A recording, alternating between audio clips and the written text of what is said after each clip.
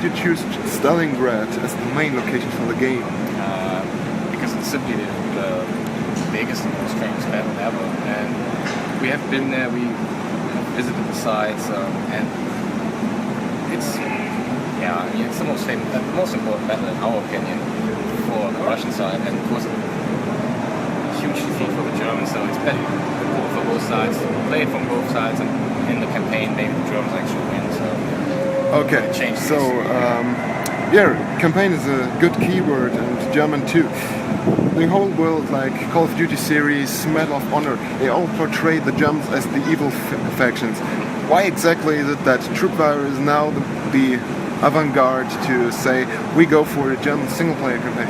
Well, I mean, you can play both sides, and there are many games where you can play both sides. It's just the first-person shooter, I guess, which is a new thing. We don't understand why. And we thought, hey, let's play from both sides. It's not an evil thing to play, or as a German anymore. Not anymore, but I mean, it shouldn't be a problem. It's still a game, so okay. You should treat it like that. The campaigns, will it be a full campaign like the... It's a campaign mode, but it's not a full-fledged single-player game. So it's more like a multiplayer training, some kind of? No, it's if you know the game Risk, like Risiko in Germany, it's kind of like you have territories you fight over, you have fighting power, whatever you want to call it, and you actually try to conquer territories. The territories in that case are maps, and you're trying to win maps, and that's like the campaign style. So yeah, I got like in Rome, let's say the game Total War Rome, you got some kind of map saying there's different territories and you can access them and see if... Well, yeah, you have attacking power. Well, it's I don't know the exact term you call it. It's a manpower you have. If you lose manpower, you have to basically bat manpower. If you attack, you're investing more power than defending. So you basically have like a risk type game type. So okay. So the graphic engine is the Unreal Engine 3, and it's a quite powerful tool. I experienced it in Unreal Tournament 3, and I'd like to... It's not Unreal Tournament anymore. No, it's yet and the developer forums was said that it's highly modified. So we can see a really graphical wonder. But about destruction, the current game with full destruction, Bad Company 2, will be like total destruction of let's say you can blow up this wall behind you. We have a system, we develop our own system, it's called Massive Destruction System. We basically can destroy everything in the map, anytime, online, offline. The thing is, you don't want to destroy everything all the time, because a map which is flattened after 30 minutes is boring, because you're shooting at each other, there's nothing between. So we kind of destroy stuff, we show destruction, but we keep, let's say if you blow up a building, you keep like maybe the outer walls just to have a path where you can hide and stuff. Okay. In theory, you can do everything. So there will be really ruins, some sort of. Okay. This brings me right to some community additions to the Ostfront game, like tank riding, infantry, and will these additions be right into the game? Or? We haven't announced vehicles yet, so... Okay, that's what vehicles will be. We don't know. Okay. Okay, well. But about the bullet penetration system. Fully bullet penetration, depending on material thickness. Okay, so like say a heavier weapon like MG42 will be able to penetrate. Yeah, absolutely. Okay. It depends on the wall. I mean, yeah, but let's say concrete wall, 6 feet, you won't. Okay, but let's say really small arm Luger pistol, you won't just splash off. You penetrate like a little fence like this thick or something like that, that works. Okay, wooden fence you can shoot through. Okay. Yeah. Bullet penetration with just in case, let's say artillery. Well, let's try. What do you mean? Well, you said you can blow up things. Yeah. So if artillery comes down, you're in a house, you're dead. You will. Okay. Yeah. Okay, because the former games you were safe. Okay.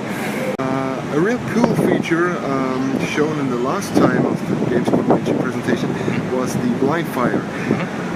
Blind fire brings up the thought, yeah, okay, you can lean out and such things. But you can do okay, that yeah. on a wall, that's no big deal, yeah. Okay. You can lean, you can walk around, cover, you stay in cover, can easily go back then and stuff like that. Like in a corner like this, you can cover on. You can still free lean too? Yeah, you can lean. Just like in You can previous... peek, and we have cover peaks, so you're peeking and all that. Okay. So you align to even to a tree? Or... Oh. Yeah, I mean if it's not a tree like this. No, it's not small. It's up to the mapper if he makes the tree like a Okay. object.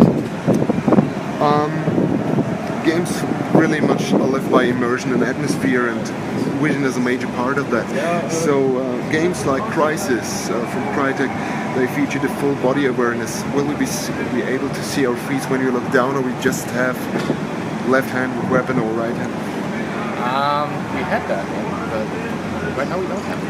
I think. Well, it's just It's a bit. I think the final idea is to have it. yeah, because well, it's highly requested, as I remember discussions on the forums. So it would really be cool if this is in, and especially like it too.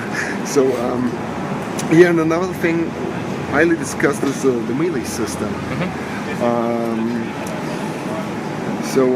It was, by some people, it was described like a little bit awkward and hard to. Yeah, there is gonna be a melee system. It'll be enhanced. There will be an enhanced melee system. Let's say that. Yeah. Okay, That's so all I know. it's not be this running around in circles anymore, maybe. Well, maybe. Maybe. But that's fun actually. Yeah, it's fun for some time. I remember bayonet fights and yeah. Last question actually. The hero system. There's the actual high series like Call of Duty. They feature some kind of perk system. It's gonna be like this or is it different? It's gonna be different because it's a progress over time. It's not that. I mean, well, it's a different system. Let's say that. Completely different. Okay, but you level up your character. Well, yeah, you have different stages. I mean, you start as a raw recruit with a fancy new uniform, basically, in the campaign. Oh, well, in general. And, you know, there's 3 levels. You have a veteran, I think it's called veteran, and you got the hero level. So that's, first of all, your look changes. I mean, the hero looks more like rough and the dirty uniform and stuff like that. You start as a raw recruit and you look like young as me. You get the point. So you're progressing, and you know, while doing that, at some point you get like, let's say, I won't tell too much. I mean, you're gonna see it. Okay. Okay, we're gonna see it. So when, for the last question, when is gonna start the big presentation publicly? Actually, PAX is public, so in 2 weeks. Well, no, we're not showing the game. Well, you can't play the game. We'll probably show a trailer there. There's some additional information. 2 weeks. Okay. I think PAX is in 2 weeks. Penny of Code Expo. Well, See it? Texas. I think it's September 2nd. So, yeah. So you get more information. Definitely. In Texas. In what? Sorry, I didn't get it. Which location? In Seattle, PAX, Penny Arcade Expo. Okay, Seattle. So, I mean, there will be new information coming out from the press. We show the game to the press, and some people record it, and so you're going to see stuff. Okay.